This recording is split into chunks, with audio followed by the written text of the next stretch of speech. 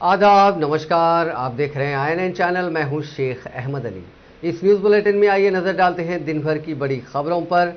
वज़ीर दाखिला मोहम्मद महमूद अली ने सेक्रेटेरिएट मसाजिद की तामीर पर एक आला सतही इजलास मुनक़िद किया, जिसमें हुकूमती मुशीर बराए अक़लियती बहबूद AK खान, आकार आर्किटेक्चर के नुमाइंदे और एग्जीक्यूटिव इंजीनियर हफीज़ुद्दीन फ़ारूकी मौजूद थे। इस मौके पर वज़ीर दाखिला ने तमाम नक्शों का मायना और मालूमात से आगाही के बाद कहा कि तेलंगाना हुकूमत बिलखुसूस वज़ीर आला चंद्रशेखर राव इस मामले में काफ़ी दिलचस्पी रखते हैं। वज़ीर आला ने जोर देते हुए कहा है कि मसाजिद की तामीरात में किसी किस्म की लापरवाही बर्दाश्त नहीं की जाएगी। वज़ीर दाखिला ने कहा कि सेक्रेटेरिएट की दोनों मसाजिद का नक्शा तैयार कर लिया गया है, जो तुर्की की तर्ज पर है। दोनों मसाजिद काफ़ी खूबसूरत तैयार हो रही हैं। मुल्क भर में इस तर्ज की मसाजिद शाज़ो नाज ही देखने को मिलेंगी। उन्होंने बताया कि सेक्रेटेरिएट की बड़ी मस्जिद 2500 मुरब्बा फीट पर बनाई जा रही है, जिसमें बैक वक्त 400 अफराद नमाज अदा कर सकते हैं। अलावाजी मस्जिद के बाहर खुली जगह में सैकड़ों अफराद नमाज अदा कर सकते हैं, जबकि छोटी मस्जिद 400 स्क्वायर फीट पर तामीर की जा रही है।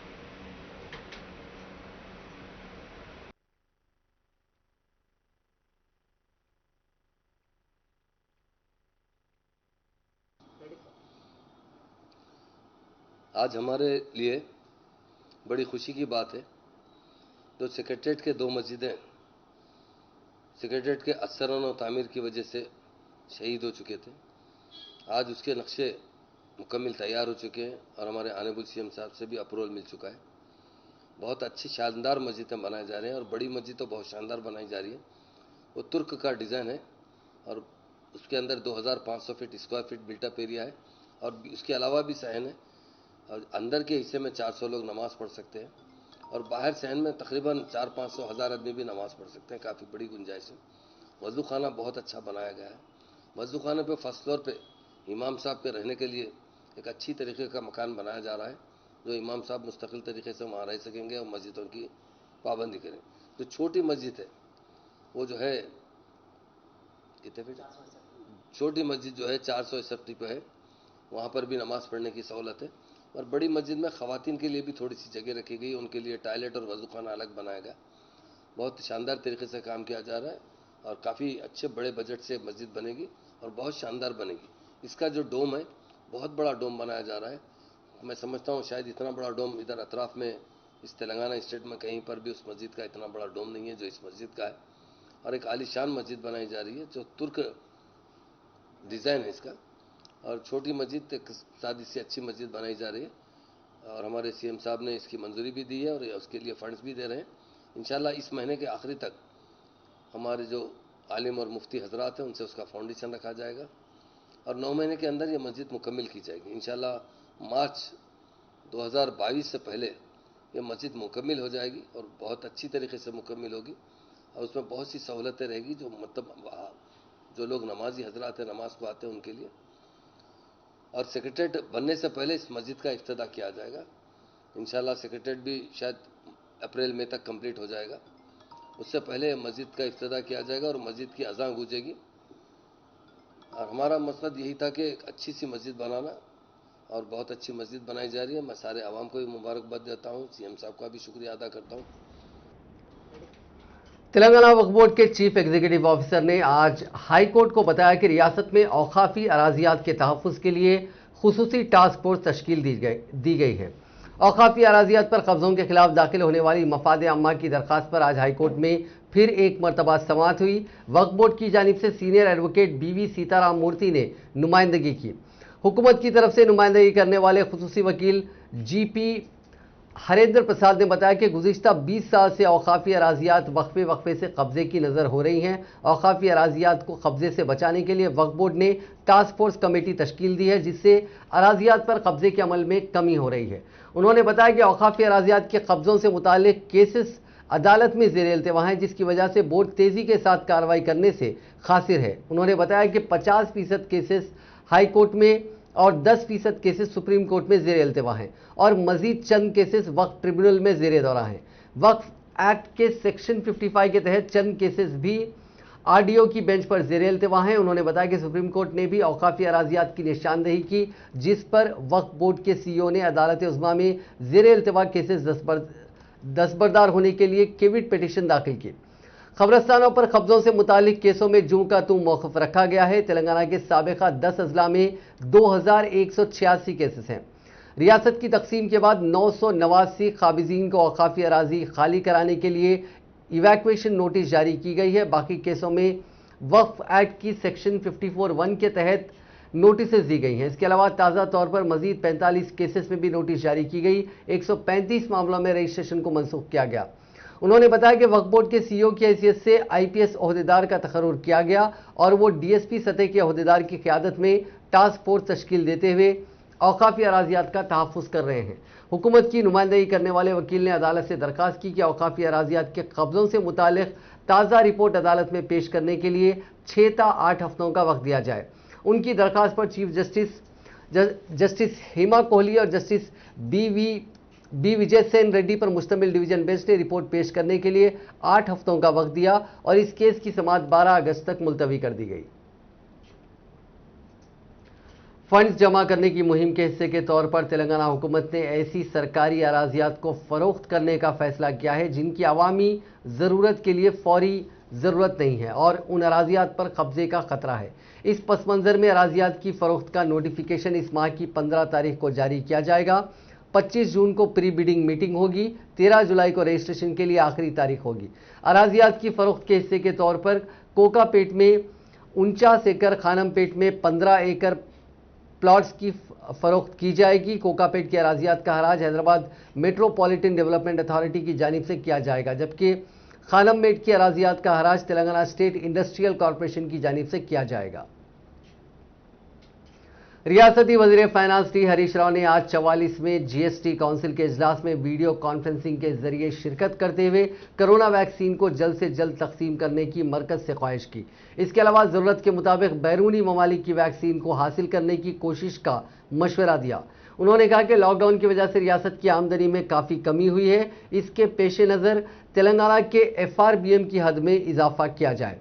हरीश राव ने काउंसिल को मशवरा दिया कि मुल्क के अवाम को मुफ्त टीका अंदाजी के प्रोग्राम को जल्द से जल्द शुरू करते हुए अवाम की कीमती जानों का तहफ़्फ़ुज़ किया जाए। उन्होंने कहा कि मुल्क में वैक्सीन तैयार करने वाली कंपनियों की जानिब से ज़रूरत के मुताबिक वैक्सीन तैयार नहीं हो रहा है, इसीलिए मुल्क की ज़रूरत को पूरा करने और मुनज़्ज़म अंदाज में अवाम को टीके देने के लिए दीगर ममालिक से वैक्सीन हासिल की जाए। मुल्क में कोरोना की तीसरी लहर शुरू होने की माहिरीन और साइंसदान इंतबाह दे रहे हैं, जिसके पेश नज़र मरकज़ को चाहिए कि टीका अंदाजी के प्रोग्राम में तेजी लाए। कोरोना के इलाज के लिए इस्तेमाल होने वाले oxygen, oximeter, hand sanitizer, ventilator के अलावा दीगर तिब्बी आलात पर आयद किए जाने वाले टैक्स में कमी करने की मेघालय की चीफ मिनिस्टर संगमा की क़यादत में सिफारिश करदा ग्रुप ऑफ मिनिस्टर्स के फैसले की उन्होंने तायद की। इस मौके पर हरीश राव ने ग्रुप ऑफ मिनिस्टर्स में शामिल अराकीन का शुक्रिया अदा किया। रियासती वजीर फाइनेंस ने कहा कि तेलंगाना में लॉकडाउन की वजह से माली तौर पर काफ़ी परेशानियों का सामना है और ये लॉकडाउन कब तक जारी रहेगा कोई पता नहीं। मई के महीने में लॉकडाउन की वजह से तेलंगाना रियासत 4100 करोड़ रुपए की आमदनी से महरूम हो गई। उन्होंने मरकज से ख्वाहिश की कि वो तेलंगाना की FRBM की हद में 4% से बढ़ाकर 5% कर दें। उन्होंने कहा कि FRBM की हद में इजाफे से मुल्क और रियासत की माली सरगर्मियों को फ़रोग़ मिलेगा, साथ ही रोज़गार के मौक़ों में इजाफा होगा।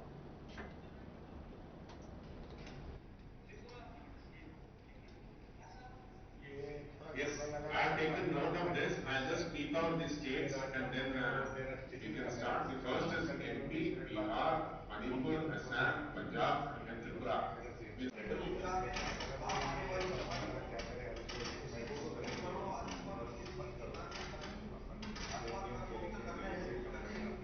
ग्रुप ऑफ मिनिस्टर्स द्वारा की गई अनुशंसाओं का मध्य प्रदेश शासन समर्थन करता है।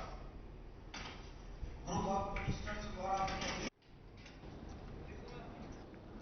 वजीर बल्दी नज़्म नस्क KT रामाराव ने कहा है कि मानेरो रिवर फ्रंट को बेहतरीन सयाहती मरकज़ पर तरक्की दी जाएगी। वजीर सयाहत श्रीनिवास गौड़ और वजीर सिविल सप्लाईज के साथ इस सिलसिले में उन्होंने जायज़ा इजलास मुनक़िद करते हुए इस पर तबादला ख्याल किया। इस मौके पर KTR ने कहा कि सिर्फ करीमनगर में नहीं बल्कि मुकम्मल तेलंगाना में सयाहती मराकज़ कायम किए जाने चाहिए। मुल्क के दीगर रिवर फ्रंट के मुकाबले रियासत में तरक्की दी जाए। उन्होंने कहा कि कालेश्वरम प्रोजेक्ट से सिर्फ ज़रई शोबे को नहीं बल्कि इसे मरबूत दीगर शोबों और सयाहत को फ़रोग़ दिया जाना चाहिए। इस मौके पर वज़ीर कमलाकर ने केसी मानिया डैम पर 5 चेक डैम केबल ब्रिज के काम मुकम्मल होने वाले की इतला दी। उन्होंने कहा कि वज़ीर आला मानिया डैम की तरक्की के लिए 310 करोड़ रुपए मख्तस किए हैं। वज़ीर सयाहत श्रीनिवास गौड़ ने कहा कि रिवर फ्रंट की तरक्की के प्रोग्राम में महकमे सयाहत बेहतर अंदाज में काम कर रही है। तेलंगाना को नकली तखुम से पाक बनाने का वज़ीर आला चंद्रशेखर राव का मकसद है। रंगारेड्डी जिले कलेक्ट्रेट दफ्तर से महकमे ज़राअत और पुलिस ओहदेदारों के साथ वीडियो कॉन्फ्रेंस मुनक्किद करते हुए वज़ीर ज़राअत निरंजन रेड्डी ने कहा कि रियासत में ज़राअत के शोबे को काफ़ी तवज्जो दी जा रही है। उन्होंने रियासती डीजीपी महेंद्र रेड्डी और दीगर आला ओहदेदारों को हिदायत दी कि नकली तखुम तैयार करने वालों को खौफजदा किया जाए, उनके खिलाफ सख्त कार्रवाई की जाए। निरंजन रेड्डी ने कहा कि अब तक 177 केसेस दर्ज किए गए हैं और 267 अफराद को हिरासत में लिया गया है। पीडी एक्ट के तहत 32 केसेस दर्ज किए गए हैं। नकली तखुम की तैयारी करने वाले आंध्र प्रदेश और महाराष्ट्र से ताल्लुक़ रखते हैं। उन्होंने कहा कि उनके खिलाफ कार्रवाई के बावजूद वो नकली तखुम तैयार करने से बाज नहीं आ रहे हैं, इसीलिए उन पर खुसूसी तवज्जो देने की ज़रूरत है। ఖచ్చితంగా క్రష్ చేసి ఇవ్వాలి। ఇది వాస్తవంగా డిపార్ట్మెంట్ వైపు నుంచి ఒక నెల రోజులు 2 నెలల ముందే కంపెనీలను పిలిచి మీరు క్రష్ చేసిరా అని చెప్పి మేము అసెంబ్లీ చేసుకొని ఉండాల్సిందే। Definitely it is lapse on my part. వాళ్ళు ఏమైనా రీవాలిడేషన్ కి అప్లై చేసుకున్నారా? అప్లై చేసుకున్నటువంటి ఏమైనా ఆధారం ఉందా? రీవాలిడేషన్ పీరియడ్ వాళ్ళది ఎక్స్పైర్ అయినాక కూడా అది కనుక రిటర్న్ సీల్ అక్కడ ఉంటే దట్ బికమ్స్ ఇల్లీగల్। ప్రతిదానికి ఒక ప్రొసీజర్ ఉంది। ఇన్స్పెక్ట్ ఏరియాలో మనకు ఒకటి స్పూరియస్ సీడ్ అనేటువంటిది నార్మల్ గా కాటన్ క్లాత్లలో లేకపోతే ఏదో పాకెట్లో అటువంటి వాడు ఉంటారు, వాళ్ళను ఫ్లై బై నైట్ సెల్లర్స్ అంటాం। అటువంటి వాళ్ళ మీద మనం విజిలెంట్ గా ఉండి వాళ్ళని కనుక పట్టుకోగలిగితే ఆ రాకెట్ ను మనం చేజ్ చేసినట్లయితే ఎక్కువ క్వాంటిటీని మనం పట్టుకోగలం। ఆ చైన్ ఉండేటువంటి క్వాంటిటీస్ किसानों को धोखा देते हुए नकली बीज फरोख्त करने वालों के खिलाफ सख्त कार्रवाई करने का पुलिस कमिश्नर रचाकुंडा महेश भगवत ने इंतबाह दिया है। उन्होंने मीडिया से बात करते हुए कहा कि नकली बीज रखने वाले गोदामों के मालिकीन के खिलाफ भी सख्त कार्रवाई की जाएगी। उन्होंने मीडिया से बात करते हुए कहा कि नकली बीज फरोख्त करने वाले 10 अफराद के खिलाफ गुज़िश्ता 4 साल में पीडी एक्ट लगाया गया। हैदराबाद के नवाही इलाके हयात नगर वनस्थलीपुरम में रचाकुंडा पुलिस की जानिब से 1 करोड़ 15 लाख मालियत के नकली बीज जब्त किए गए। इस मौके पर भगवत ने कहा कि ऐसे बीज जिनकी मियाद ख़त्म हो चुकी है उनको दोबारा फरोख्त करने के मकसद से उनकी दोबारा पैकिंग की जा रही है। ऐसे अफराद के खिलाफ भी मामला दर्ज किया जाएगा। उन्होंने कहा कि पड़ोसी रियासतों आंध्र प्रदेश और कर्नाटका से नकली बीज लाकर यहाँ फरोख्त किए जा रहे हैं। नकली बीज से होने वाले नुकसान पर कई किसान खुदकशी कर रहे हैं। ముద్దాయితో ఈ BT3 10 కేజీ నకిలీ విత్తనాలు BT3 మన దేశంలో BT3 మీద బ్యాన్ ఉంది, ఇంకా మార్కెట్కి రాలే। అలాంటి విత్తనాలు కూడా వాళ్ళు అమ్ముతున్నారు రైతు। ఆ విత్తనాలు మనకు దొరికినాయి, ఇప్పుడు 10 కేజీ ఉన్నాయి। తర్వాత 17 ఈ బస్తాలు పెద్ద చూడొచ్చు అక్కడ, దాంట్లో 527 ప్యాకెట్స్ ఉన్నాయి BT2 కాటన్। ఈ సురేఖ తర్వాత శ్రీ సాయి అని పేరుతో అది బ్రాండింగ్ అయి 527 ప్యాకెట్, దాదాపు 2.5 క్వింటల్ ఈ క్వాంటిటీ ఉంది। ఒక ప్యాకెట్ అంటే 450 గ్రామ్ ఒక ప్యాకెట్ ఉంటుంది। తర్వాత 5 బ్యాగ్ రా గ్రౌండ్ నట్। तेलंगाना बीजेपी के साबिक रुकन असेंबली एनवीएस प्रभाकर ने कहा कि रियासत में नकली तखुम की फरोख्त जोरों शोर से जारी है। मीडिया से बात करते हुए उन्होंने कहा कि नकली तखुम फरोख्त करने वालों के खिलाफ सख्त कार्रवाई नहीं की जा रही है, जिसकी वजह से किसानों को नुकसान हो रहा है। जमीन नहीं है बोले, आज तक 7 साल में 11,000 गवर्नमेंट लैंड भी दलितों के लिए डिस्ट्रीब्यूशन नहीं किए। आज कहां से ये सरकार बेचने के लिए तैयार हो रहा है? आज शहर के अंदर, शहर के आसपास में कई लैंड कोर्ट डिस्प्यूट्स में प्राइवेट के आदमी के उस हाथ में जाने के लिए, देने के लिए, नॉमिनल प्राइस पे बेचने के लिए ये सरकार देख रहे हैं। तुरंत ये बेचने का काम, गवर्नमेंट लैंड बेचने का काम बंद करना है। वक्फ लैंड को प्रोटेक्ट नहीं करता, टेम्पल लैंड को प्रोटेक्ट नहीं करता, गवर्नमेंट लैंड को प्रोटेक्ट नहीं करता। 7 साल में 7 एकड़ लैंड को ये सरकार प्रोटेक्ट नहीं कर सका बोल के मैं आपको बता रहा हूं। और साथ साथ में नया नया HMDA के अंदर 13 लिंक रोड्स को प्रपोजल करें। ये 13 लिंक रोड्स भी HMDA का मास्टर प्लान के खिलाफ में प्रपोजल चल रहा है। ये HMDA जो मास्टर प्लान है उसके खिलाफ में ये लिंक रोड आ रहे हैं। ये लिंक रोड के लिंक्स को हम देखने के लिए 2-3 जगह विजिट करें तो हमें मालूम पड़ा कि वहां पर सरकार लैंड रहने के बाद भी, डिफंक्ट नाला रहने के बाद भी, हाई टेंशन लाइन के टावर्स रहने के बाद भी उसके नीचे से रोड नहीं लगाते हुए फिर एक बार किसान को, गरीब को और वहां के प्लाट ओनर्स को दबाव रख के वो लैंड खींचने के लिए कोशिश कर रहा है। इसके पीछे कौन है बोल के देखे तो वहां पर जमीन खरीदे से लोग, वहां पर जमीन डेवलपमेंट करे से लोग, पूरा TRS के बड़े बड़े नेता लोग वहां पर खरीदने के कारण से ये लिंक रोड्स आ रहे बोल के मैं बता रहा हूं। और इसलिए इसको पूरा इमीडिएट ये कार्रवाई बंद करना बोल के लिंक रोड्स के बारे में मैं बता रहा हूं। और साथ साथ में TDR, transfer of development rights बोल के एक नया जीवो सरकार ने निकाला। साबिक वजीर ईटला राजेंद्र ने आज असेंबली की रुकनियत से अपना इस्तीफा पेश कर दिया। इस्तीफा पेश करने के चंद घंटों के अंदर ही स्पीकर असेंबली पोचाराम श्रीनिवास रेड्डी ने इस्तीफा का मकतूब स्पीकर फॉर्मेट में पाए जाने पर उसे कबूल कर लिया। इसके साथ ही असेंबली के सेक्रेटरी ने इलेक्शन कमीशन को इस बात की इत्तला दे दी कि हुजूराबाद असेंबली हल्का मखलूआ हो गया है। कबल अज़ीं राजेंद्र ने आज सुबह 10 बजे असेंबली के रूबरू वाक़े गन पार्क पर TRS के बागी कायदीन के साथ तेलंगाना के शहीदों को खिराज पेश किया। उनके हमरा साबिक रुकन असेंबली E रविंदर रेड्डी, साबिक जिला परिषद चेयरपर्सन T उमा और दूसरे मौजूद थे। बादअज़ा मीडिया से बात करते हुए राजेंद्र ने चीफ मिनिस्टर चंद्रशेखर राव को शदीद तनकीद का निशाना बनाया। उन्होंने कहा कि तेलंगाना को चंद्रशेखर राव खानदान से निजात दिलाने तक वो अपनी जद्दोजहद जारी रखेंगे। उन्होंने कहा कि हुजूराबाद के ज़मनी इंतखाब की लड़ाई में तेलंगाना अवाम की इज्जत नफ्स को ही कामयाबी मिलने वाली है। उन्होंने कहा कि हुजूराबाद की आवाम उन्हें गुज़िश्ता 17 साल से मुसलसिल कामयाबी से हमकिनार करते आ रही है और उन्हें यकीन है कि आने वाले ज़मनी इंतखाब में भी हल्के की आवाम की उन्हें मुकम्मल तायद रहेगी। उन्होंने TRS हुकूमत पर इल्ज़ाम लगाया कि वो हुजूराबाद में कामयाबी हासिल करने के लिए करोड़ों रुपए खर्च कर रही है। उनके कई हामियों को रकम का लालच दिया जा रहा है। उन्होंने कहा कि TRS पार्टी ने अगरचे कि उन्हें इंतखाबात में मुकाबला करने के लिए पार्टी B फॉर्म दिया था, लेकिन उन्हें कामयाबी दिलाने वाले अवाम ही थे।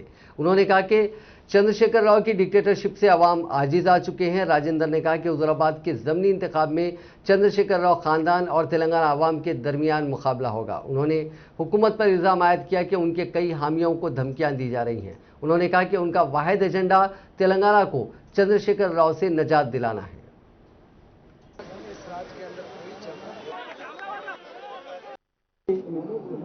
ఇవ్వడం జరిగింది। అసెంబ్లీ గేట్ల వద్ద కూడా కనీసం మా సహచరులు ఎవరైతే ఉన్నారో, మా నాయకులు ఎవరైతే ఉన్నారో వాళ్ళెవ్వరిని కూడా అలౌ చేయలే। చివరికి ఎంత నియంతృత్వం అంటే ఇక్కడ గతంలో ఉన్న పార్లమెంటరీ ప్రాక్టీసెస్ని కానీ గతంలో ఉన్న సాంప్రదాయాలను కానీ తుంగలో తొక్కి ఇక్కడ అమలవుతున్న సాంప్రదాయాలు, ఇక్కడ అమలవుతున్నటువంటి చట్టాలు కేసీఆర్ గారి కనుసన్నలలో కేసీఆర్ గారి ఇష్టం మేరకు జరిగేవి కాబట్టి కనీసం గేట్ల దగ్గర మా సహచరులను కూడా అలౌ చేయలే। చివరికి మా సహచర శాసనసభ్యుడు ఏనుగు రవీందర్ రెడ్డి గారు నాతో పాటే ఉద్యమ సహచరుడు, నాతో పాటు ఒక 4 సార్లు ఎమ్మెల్యేగా ఇక్కడ ఎన్నికైన వాడు, ఉద్యమంలో క్రియాశీలకంగా పాల్గొన్నవాడు, ఆయనను కూడా సెక్రటరీ గారి రూమ్లకు అనుమతించలే। ఇవాళ ఈ మీడియా పాయింట్ దగ్గర ఎమ్మెల్యేలు కావచ్చు, ఎంపీలు కావచ్చు, మాజీ ఎంపీలు కావచ్చు, మాజీ ఎమ్మెల్సీలు కావచ్చు, ఎమ్మెల్యేలు కావచ్చు, ఇక్కడ స్వేచ్ఛగా మాట్లాడుకునేటువంటి ఆస్కారం ఉంటుంది। अब बात कोरोना वायरस की। दुनिया में पिछले 24 घंटों में 4,11,614 लोगों की कोरोना रिपोर्ट पॉजिटिव आई। इस दौरान 11,422 लोगों की इन्फेक्शन की वजह से मौत हुई। दुनिया में अब तक 17 करोड़ 60 लाख से ज़्यादा लोग कोरोना वायरस से मुतासिर हो चुके हैं। इनमें से 38 लाख से ज़्यादा लोगों की मौत हो गई है, जबकि 15 करोड़ 99 लाख लोगों ने कोरोना को मात दी है। फिलहाल 1 करोड़ 26 लाख लोगों का इलाज चल रहा है। हिंदुस्तान में कोरोना की दूसरी लहर नरम पड़ गई है। रोजाना आ रहे मामले लगातार छठे दिन 1 लाख से नीचे रहे। मुल्क में पिछले 24 घंटों में 84,573 लोगों की कोरोना रिपोर्ट पॉजिटिव आई। इस दौरान 3,996 लोगों की इन्फेक्शन की वजह से मौत हुई। राहत की बात यह रही कि पिछले 24 घंटों में 1,22,592 लोगों ने कोरोना को मात दी। वहीं तेलंगाना में कोरोना वायरस के 1771 नए केसेस दर्ज हुए हैं, जिनमें जीएचएमसी हुदूद में 171 केसेस शामिल हैं। गुज़िश्ता 24 घंटों के दौरान 2,384 मरीज सेहतयाब हुए और 13 अमवात दर्ज की गई हैं। तेलंगाना भर में कोविड टीका अंदाजी मुहिम जारी है। गुज़िश्ता 24 घंटों के दौरान मजीद 2,09,374 अफराद को टीके दिए गए। रियासत में टीका अंदाजी मुहिम के आगाज के बाद से अब तक पहली मरतबा एक ही दिन में इतनी बड़ी तादाद में लोगों को टीका दिया गया। ओहदेदारों ने ये बात बताई। 1,96,887 अफराद को पहला डोज और 12,487 अफराद को दूसरा डोज दिया गया। अब तक 61,13,416 अफराद को पहला डोज और 14,95,199 अफराद को दूसरा डोज दिया गया। रियासत में जुमला 69,40,645 अफराद को टीका सरकारी अस्पतालों में दिए गए, जबकि 6,67,970 अफराद को प्राइवेट हॉस्पिटल्स में टीके दिए गए हैं। कोरोना की वबा ने तेलंगाना के शोबे सयाहत यानी टूरिज्म को काफ़ी नुकसान पहुंचाया है। इस शोबे से वाबस्ता अफराद को रोजगार के मसाइल का सामना करना पड़ रहा है। हैदराबाद में वबा की वजह से तारीखी इमारतें बंद कर दी गई हैं, जिसके नतीजे में गाइड्स को मुश्किल सूरत हाल का सामना है। कई खानदान इस शोबे से वाबस्ता हैं। उनमें तारीखी इमारतों के करीबी सयाहों की तस्वीर कशी करने वाले फोटोग्राफर्स भी शामिल हैं। उन गाइड्स और फोटोग्राफर्स ने अफसोस का इजहार करते हुए कहा कि वबा की वजह से तारीखी इमारतों को बंद करने के नतीजे में उनकी रोजी रोटी मुतासिर हुई है और उनको शदीद माली मुश्किलात का सामना है। गुज़िश्ता साल भी इसी तरह की सूरत हाल का सामना करना पड़ा था। उन्होंने हुकूमत से मदद की ख्वाहिश की है। तारीखी किले गोलकुंडा में रोजाना तकरीबन 40 गाइड्स होते हैं जो सयाहों को इस तारीखी इमारत की तफसीलात से वाकिफ करवाते हैं। उन्होंने कहा कि तकरीबन 2 माह से हैदराबाद की अजीम तारीखी यादगार किले गोलकुंडा बंद है और हुकूमत उनकी माली मदद नहीं कर रही है। उनका मुकम्मल इन्हिसार किले गोलकुंडा पर है और कोई दूसरा मुतबादिल नहीं है। हुकूमत गाइड्स पर भी तवज्जो दे और उनका माली ताउन करे। उन गाइड्स और दूसरों ने कहा कि कोरोना की तीसरी लहर के इम्कान पर उन्हें तशवीश है। इसी दौरान सेहत के शोबे के सदरनशीन श्रीनिवास गुप्ता ने कहा कि गुज़िश्ता साल से सेहत के शोबे को काफ़ी नुकसान हुआ है। उन्होंने कहा कि जल्द ही टूरिज्म के शोबे के अच्छे दिन आएंगे। क़वायद पर अमल के साथ तारीखी इमारतों को हुकूमत की जानिब से खोला जाएगा। हैदराबाद के कंचनबाग पुलिस ने लॉकडाउन में नरमी के औकात के बाद घरों से गैर ज़रूरी तौर पर निकलने वाले अफराद को हाफिज बाबा नगर में हिरासत में ले लिया। ऐसे 30 नौजवानों को पुलिस ने करीबी शादी खाना ले जाकर उनकी काउंसलिंग की और फिर उनको घरों को जाने की इजाज़त दे दी। पुलिस ने लॉकडाउन की नफाज की ज़रूरत से उनको वाकिफ करवाया और लॉकडाउन के औकात में घरों से गैर ज़रूरी तौर पर ना निकलने की हिदायत दी। पुलिस ने लॉकडाउन के क़वायद की खिलाफ वर्जी पर सख्त कार्रवाई का भी इंतबाह दिया। साथ ही रचाकुंडा पुलिस कमिश्नरेट के एलबी नगर में भी ऐसी ही कार्रवाई करते हुए 60 नौजवानों को हिरासत में लिया गया। पुलिस ने लॉकडाउन की खिलाफ वर्जी करते हुए घरों से निकलने पर सख्त कार्रवाई का इंतबाह दिया। पेट्रोल डीजल की बढ़ती कीमतों ने आम आदमी का बुरा हाल कर दिया है। आज इस महीने में 7वीं बार उनकी कीमतों में बढ़ोतरी हुई है। हैदराबाद में पेट्रोल 28 पैसे महंगा होकर 99 रुपये 90 पैसे और डीजल 25 पैसे महंगा होकर 94 रुपये 82 पैसे फी लीटर पर पहुंच गया। इस महीने अब तक पेट्रोल 1 रुपया 70 पैसे और डीजल 1 रुपया 74 पैसे महंगा हुआ है।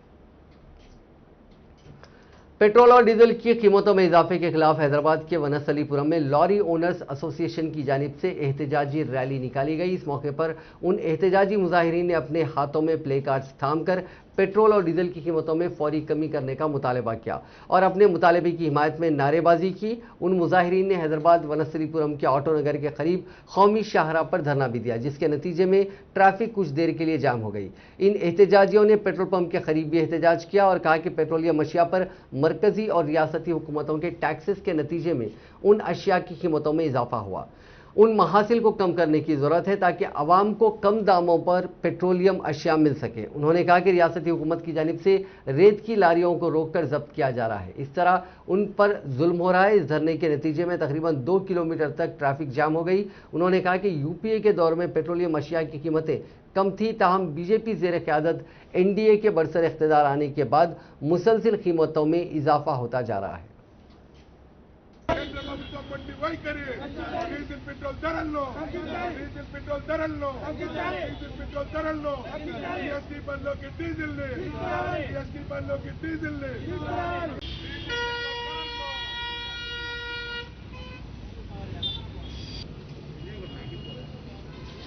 కేంద్ర రాష్ట్ర ప్రభుత్వాల మొండి వైఖరి కేంద్ర రాష్ట్ర ప్రభుత్వాల మొండి వైఖరి కేంద్ర రాష్ట్ర ప్రభుత్వాల మొండి వైఖరి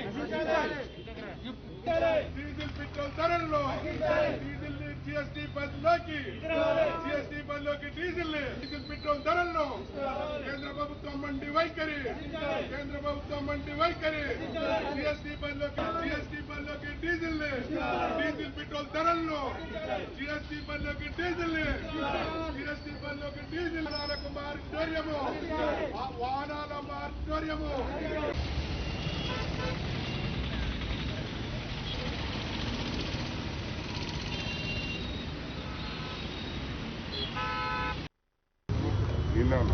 రెండు 2014లో యూపీఏ ప్రభుత్వం అధికారంలో ఉన్నప్పుడు అంతర్జాతీయ మార్కెట్లో క్రూడ్ ఆయిల్ ధర $130గా ఉండే.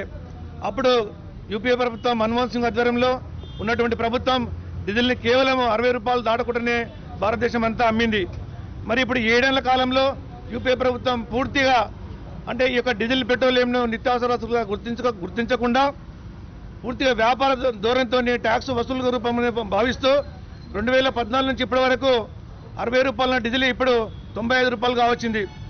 అంటే అప్పుడు सिकंदराबाद के तिरुमलगिरी पुलिस स्टेशन के हदूद में सड़क पर जा रही एक कार से शोले भड़क उठे और देखते ही देखते कार शोलापोश हो गई और जलकर खाकस्तर हो गई। कार से शोले निकलते देखकर ड्राइवर फौरी कार से उतर गया और एक बड़ा हादसा होने से रह गया। कार की इस तरह शोलापोश होने से कुछ देर के लिए ट्रैफिक का निजाम दरहम बरहम हो गया था। बाद में आग बुझा दी गई, ताहम गाड़ी को जबरदस्त नुकसान पहुंचा।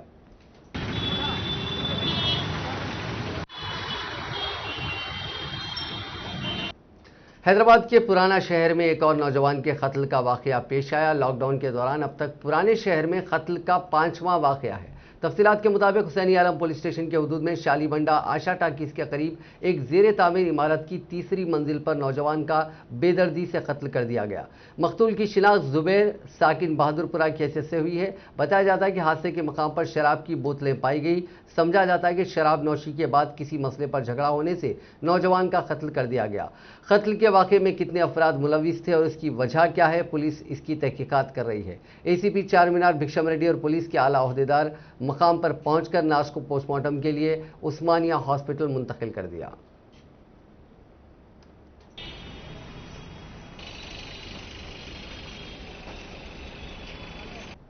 हबीबनगर पुलिस स्टेशन के हुदूद में 3 दिन कबल एक सालगिरह पार्टी में हथियारों के साथ डांस किया गया था। वीडियो वायरल होने के बाद पुलिस ने 9 लोगों को गिरफ्तार करके उनके खिलाफ कार्रवाई की, लेकिन लगता है कि लोगों के दिलों से कानून का डर खत्म हो गया। तभी तो लोग पुलिस की परवाह ना करते हुए महफिलें सजा रहे हैं। कल रात दरगाह शाह खामोश रहमतुल्लाह अलैह के इलाके में सांचक की रस्म के दौरान रात 11:30 बजे ट्रांसजेंडर्स के साथ खुलेआम नाच गाने का प्रोग्राम मुनक्किद किया गया और कोरोना के गाइडलाइंस को बालाए ताक रखकर नौजवानों को भी खूब नचाया गया। ये ट्रांसजेंडर्स सारे अखलाकी हदों को पार कर फहश अंदाज में डांस कर रहे थे।